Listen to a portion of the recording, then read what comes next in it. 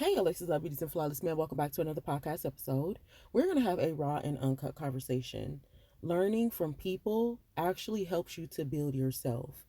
I started paying attention to that when I started paying attention to business, when I started learning from people and looking at people, and hearing the stories from these entrepreneurs about how they multiplied too quickly, they spent too much money on the overhead, they didn't budget correctly, they weren't in their business anymore, they might have sold the business and different things like that. And we know that we never want to sell our business because that's like selling our gift and the things that God told us to do. But when we learn from all people, we actually build ourselves, because now instead of rushing out into business, I can sit down and say, well, you know what? I think when finances come in, that the first thing not to do is to get 1,000 different locations, right? You might want to wait a few years before you begin to multiply. So, Alexis Love Beauties and Flawless Man, we should be learning from all people. And that helps you build yourself. It helps you build your character. When you're around people that no longer serves you, you begin to learn from them and you begin to learn why you should not be around them.